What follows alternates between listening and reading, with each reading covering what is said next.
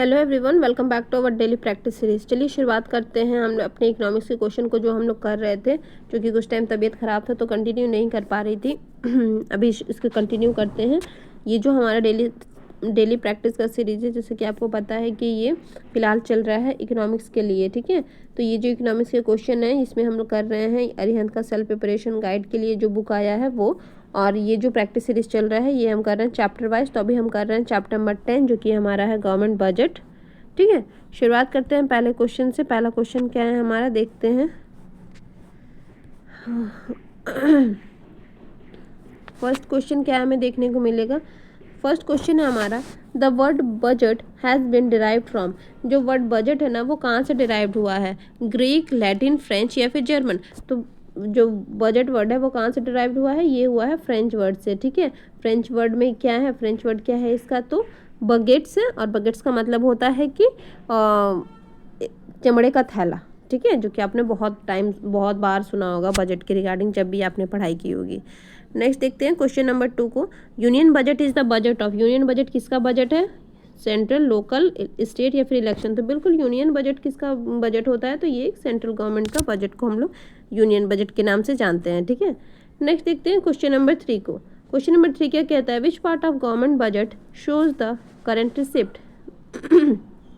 फिर से देखते हैं, which part of the government budget का कौन सा पार्ट करंट रिसिप्ट को शो कर रहा है, ठीक है। जैसे कि आपको पता है कि गवर्नमेंट बजट का हम लोग बनाते हैं तो उसमें क्या होता है, एक करंट साइड होता है और दूसरा कैपिटल बजट होता है ना, एक कैपिटल बजट दूसरा करंट बजट होता है।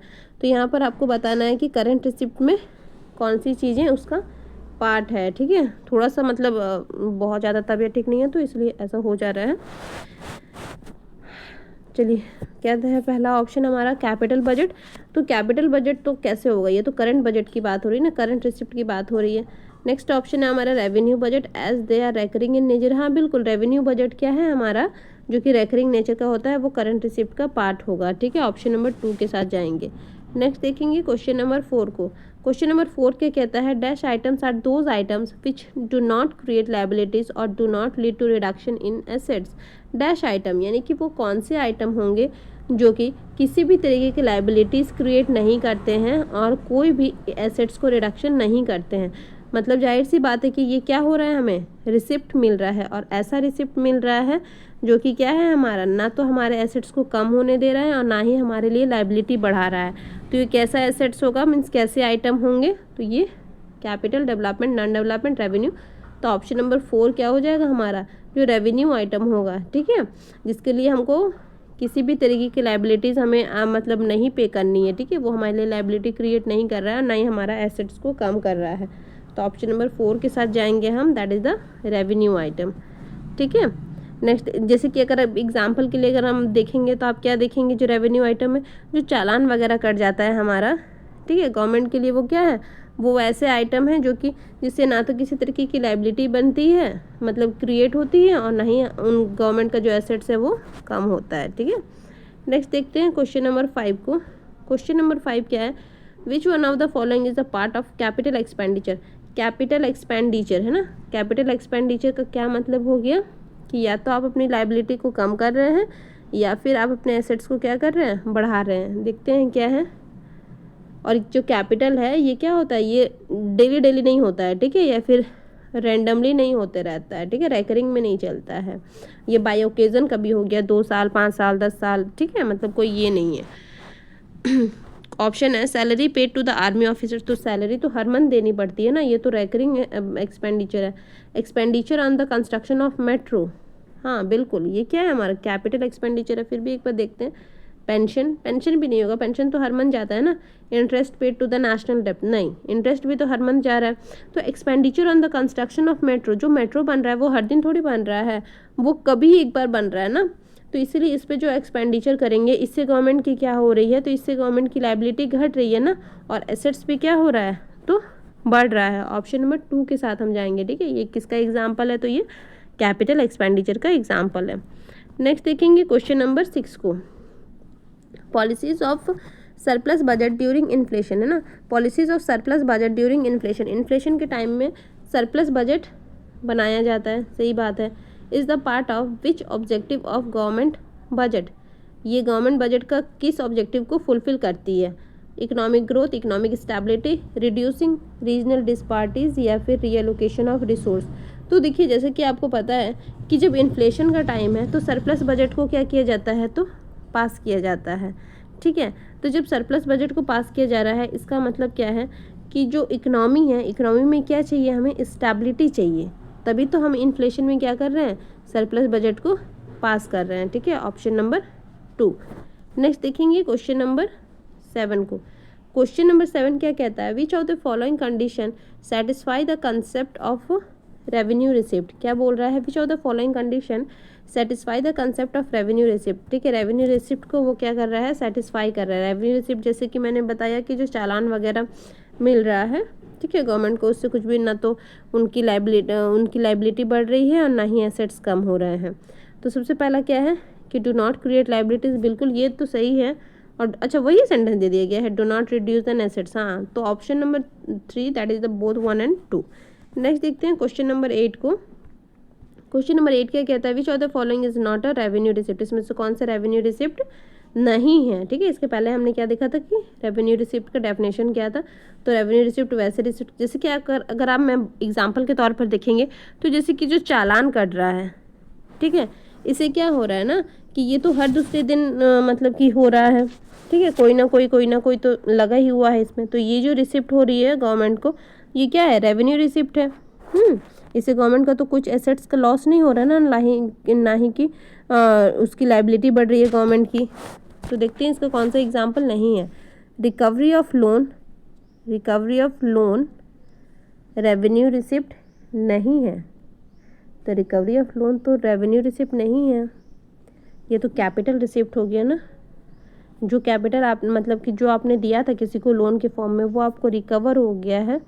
ठीक है, तो इससे क्या हो गया, आपका जो रिसिप्ट था कैपिटल रिसिप्ट हो गया ना। तो ये तो रेवेन्यू रिसिप्ट नहीं है, नॉट में पूछा है ना। अच्छा देखते हैं एक बार, फॉरेन ग्रांट्स। हाँ, फॉरेन ग्रांट्स तो रेवेन्यू रिसिप्ट का एग्जांपल है। ठीक है, मतलब बदले में आपको कुछ भी लॉस नहीं हुआ, ना तो आपने अपने एसेट्स को खोया और ना ही आपकी इससे कोई लाइबिलिटीज़ बढ़ी है ना। ग्रांट तो वैसे ही है ना, जैसे कि दान देना टाइप का, एड्स देना टाइप का। फिर अब प्रॉफिट भी नहीं होगा, वेल्थ ना, बिल्कुल ऑप्शन नंबर 1 ही हो जाएगा हमारा करेक्ट, रिकवरी ऑफ लोन। ठीक है, रिकवरी ऑफ लोन क्या है, हमारा रेवेन्यू रिसिप्ट का एग्जाम्पल नहीं है।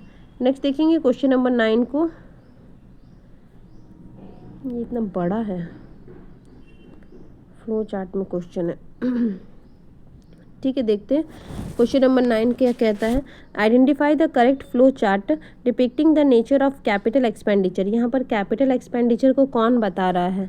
ठीक है, कैपिटल एक्सपेंडिचर का क्या मतलब हो गया कि या तो आपकी लाइबिलिटीज़ घट रही है या फिर आपका एसेट्स क्या हो रहा है, बढ़ रहा है, दोनों में से एक चीज़ हो रहा है। ठीक है, तब उसी को हम लोग क्या बोलेंगे, कैपिटल एक्सपेंडिचर। तो neither create liabilities not reduce, नहीं नाइदर में नहीं, आइदर में जाएगा आंसर। आइदर क्रिएट लाइबिलिटीज़ और reduce any assets, either reduce a liability और, हाँ ये सही लग रहा है ऑप्शन नंबर 3। या तो आप अपनी लाइबिलिटी को कम करेंगे, ठीक है, या फिर आप कोई एसेट्स को क्रिएट करेंगे। ठीक है, ये दोनों में से एक ही चीज़ करेंगे तो ये हमारा किस में आ जाएगा, कैपिटल एक्सपेंडिचर कहलाएगा। ऑप्शन नंबर 3 के साथ जाएंगे। नेक्स्ट देखते हैं क्वेश्चन नंबर 10। ये भी फ्लो चार्ट है, कितना फ्लो चार्ट है। क्वेश्चन नंबर 10 क्या कहता है, identify the missing item in the following flow chart. ठीक है, डैश है, मतलब यहाँ पर हमें भरना है, क्या भरना है, आइदर क्रिएट लाइबिलिटी, या तो ये लाइबिलिटी बना रहा है, और आइदर क्रिएट लाइबिलिटी और रिड्यूस एनी एसेट्स। ठीक है, कोई एसेट्स को आपको कम करना पड़ रहा है, कोई एसेट्स को आपको क्या करना पड़ रहा है, कम करना पड़ रहा है। ठीक है, या फिर आपको अपनी लाइबिलिटीज़ को मतलब क्रिएट करना पड़ रहा है। तो ये कैसा, तो ये तो एक रिसिप्ट है। कैसा रिसिप्ट है, कैपिटल रिसिप्ट है। कैपिटल रिसिप्ट ऑप्शन नंबर 1 यहाँ पर हो जाएगा। ये क्या है, हमारा कैपिटल रिसिप्ट है। ठीक है, जैसे कि रिकवरी ऑफ लोन हुआ था ना। ठीक है, तो इससे क्या हो गया था कि हमारा आइदर क्रिएट लाइबिलिटीज़ या फिर रिडक्शन एनी एसेट्स, करेक्ट है। नेक्स्ट देखते हैं क्वेश्चन नंबर 11। क्वेश्चन नंबर 11 क्या, ये भी फ्लो चार्ट है। क्वेश्चन नंबर 11 क्या कहता है, which of the following flow chart is correct. सारा फ्लो चार्ट ही दिया हुआ है क्या इसमें। रेवेन्यू रिसिप्ट का है। अच्छा ठीक है, रेवेन्यू रिसिप्ट कैसे रिसिप्ट होते हैं, जैसे कि मैंने बताया कि चालान वगैरह जो मिल रहा है, ठीक है, इससे ना तो आपकी एसेट्स बढ़ रहा है और ना ही आपकी लाइबिलिटी कम हो रही है। Neither reduce a liability nor create any assets, ठीक है, neither create a liability not reduce any, हाँ ये सही है, ये सही है, ऑप्शन नंबर 2 के साथ जाएंगे। ठीक है, थोड़ा सा मतलब कि शब्दों का हेर फेर है और कुछ नहीं। नाइदर क्रिएट, ये ना तो आपकी लाइबिलिटी बढ़ा रहा है और ना ही आपको एसेट्स को कम कर रहा है। ठीक है, कौन, तो रेवेन्यू रिसिप्ट, करेक्ट। नेक्स्ट देखते हैं क्वेश्चन नंबर 12। क्वेश्चन नंबर 12 क्या कहता है, which of the following is the combination of direct tax, इसमें से कौन सा डायरेक्ट टैक्स का कॉम्बिनेशन है। एक्साइज ड्यूटी, एक्साइज ड्यूटी तो डायरेक्ट टैक्स नहीं है। सर्विस टैक्स भी डायरेक्ट टैक्स नहीं है। एक्साइज ड्यूटी भी डायरेक्ट, अरे बाबा, wealth tax and income tax, हाँ वेल्थ टैक्स डायरेक्ट टैक्स है और इनकम टैक्स भी डायरेक्ट टैक्स है। ठीक है, नेक्स्ट देखते हैं ऑप्शन नंबर 4। नेक्स्ट क्या क्वेश्चन हमारा है, क्वेश्चन नंबर 13। क्वेश्चन नंबर 13 क्या कहता है, which of the following statement is true, इसमें से कौन सा स्टेटमेंट ट्रू है। तो physical deficit is the difference between the total expenditure and total receipt, difference है total expenditure and total receipt का, सही है। एक्सक्लूडिंग बोरोइंग, ये भी तो होना चाहिए था ना, ये जो कि यहाँ पर मिसिंग है, इससे बेहतर ऑप्शन है क्या। Primary deficits are difference between the total receipt and the interest payment, primary deficit क्या है, टोटल, नहीं। Physical deficit is the sum of the primary deficit and, हाँ ये तो सही है। आपको जैसे कि पता है फिजिकल, अगर हम लोग प्राइमरी डेफिसिट की बात करते हैं तो प्राइमरी डेफिसिट क्या होता है हमारा, physical deficit minus interest payment होता है। लेकिन चूंकि यहाँ पर हमें ये बताना है कि फिजिकल डेफिसिट क्या है, तो सम है प्राइमरी और इंटरेस्ट पेमेंट का। ठीक है, ये इंटरेस्ट पेमेंट उधर चला जाएगा तो क्या हो जाएगा, primary deficit plus interest payment हो जाएगा इक्वल टू फिजिकल डेफिसिट। यही चीज़ यहाँ पे लिखा हुआ है ऑप्शन नंबर 3। ऑप्शन नंबर 3 ज़्यादा बेटर मतलब रिप्रेजेंट कर रहा है फिजिकल डेफिसिट को in comparison to option number 1, ये थोड़ा सा इनकम्प्लीट सा है। नेक्स्ट देखते हैं क्वेश्चन नंबर 14। क्वेश्चन नंबर 14 क्या कहता है, identify the missing item in the following expression. ठीक है, क्या है देखते हैं। फिजिकल, ये तो हमने अभी किया ना, physical deficit minus interest payment करेंगे तो क्या निकल कर आएगा, प्राइमरी डेफिसिट, और क्या अभी तो हमने किया। नेक्स्ट है question number 15, which of the following flow chart is incorrect, कौन सा इनकरेक्ट है। ठीक है, देखते हैं। फिजिकल डेफिसिट इनकरेक्ट बताना है ना। फिजिकल डेफिसिट क्या है, total expenditure minus total receipt exclude borrowing, तो ये तो सही स्टेटमेंट है भाई, हमें तो गलत बताना है। फिजिकल डेफिसिट इक्वल टू होता है revenue deficit plus capital expenditure. तो रेवेन्यू डेफिसिट का क्या मतलब हो गया, रेवेन्यू डेफिसिट का मतलब हो गया कि हमारा जो मतलब revenue expenditure minus revenue receipt, ठीक है, वही होता है हमारा रेवेन्यू डेफिसिट। और उसमें हम लोग ऐड कर दिए क्या, कैपिटल एक्सपेंडिचर को, मीन्स कैपिटल रिसिप्ट हम लोग लिए ही नहीं। कैपिटल रिसिप्ट नहीं लेने का मतलब ये हो गया कि हम लोग जो बोरोइंग है उसको हम लोग पहले से ही एक्सक्लूड कर दिए हैं।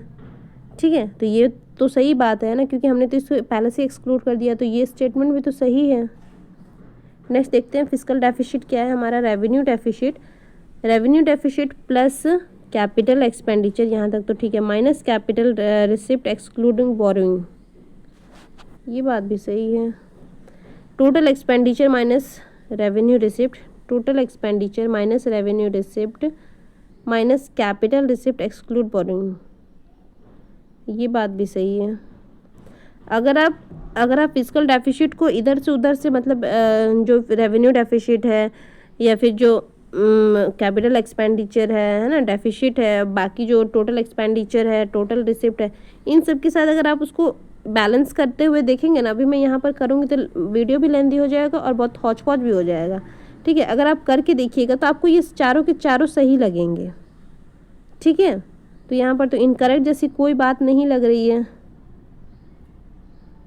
फिर भी मैं एक बार खुद से कर के देखूँगी, लेकिन फ़िलहाल मुझे सब कुछ सही ही लग रहा है यहाँ पर, और एक बार मैं चेक कर लूँगी। नेक्स्ट देखते हैं क्वेश्चन नंबर, या फिर हो सकता है कि कुछ क्वेश्चन में ही प्रॉब्लम हो, ऐसा भी हो सकता है, ये कोई बहुत बड़ी बात नहीं है। नेक्स्ट देखते हैं क्वेश्चन नंबर 16, जो कि शायद आज के लिए लास्ट है। Identify the non tax revenue from the following statement. ठीक है, नॉन टैक्स रेवेन्यू को हमें बताना है हाँ, non tax revenue from the following statement. ठीक है, नॉन टैक्स रेवेन्यू इसमें से कौन सा है, नॉन टैक्स रेवेन्यू का क्या मतलब हो गया कि ये क्या है हमारा, तो रेवेन्यू रिसिप्ट है ना। रेवेन्यू रिसिप्ट के 2 टाइप होते हैं, एक टैक्स रेवेन्यू मतलब एक जो कि टैक्स से मिलता है, दूसरा है हमारा नॉन टैक्स से जो रेवेन्यू आता है वो। देखते हैं, it refer to the claim to the government on the property of a person who dies without living behind any legal heir और अ विल, यानी कि एक वैसा इंसान जिसके मतलब कि क्लेम करने के लिए कोई नहीं है, ठीक है, उसके डेथ करने के बाद उसका लीगल क्लेम करने के लिए कोई भी नहीं है, तो गवर्नमेंट क्या कर लेती है, उस प्रॉपर्टी पर अपना क्लेम बता देती है, ठीक है, उसको वो ले लेती है। तो इस चीज़ को हम लोग क्या बोलते हैं, स्पेशल असेसमेंट, स्चीट, या फिर फॉरफीचर्स बोलते हैं, फी। तो ये एस्चीट हो जाएगा ऑप्शन नंबर 2, ठीक है। एस्चीट क्या होता है, एस्चीट होता है कि वो जब गवर्नमेंट क्या करती है कि जब किसी भी व्यक्ति का जिसका कि कोई भी लीगली क्लेम करने के लिए नहीं होता है उस प्रॉपर्टी पर, तो गवर्नमेंट उसे अपना मतलब उस प्रॉपर्टी को पर अपना क्लेम करके उसे वो ले लेती है, ठीक है। तो इसे हम लोग बोलते हैं एस्चीट। यही क्या है हमारा नॉन टैक्स रेवेन्यू, जो कि किसका है, तो रेवेन्यू रिसिप्ट का एक टाइप है, ठीक है। आज के लिए ये लास्ट क्वेश्चन था। नेक्स्ट 17 क्वेश्चन को हम लोग अगले क्लास में स्टार्ट करेंगे। तब तक के लिए thank you for watching, thank you, bye bye.